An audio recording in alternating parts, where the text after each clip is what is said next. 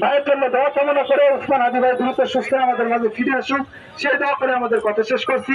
আসসালামু আলাইকুম ওয়া রাহমাতুল্লাহ।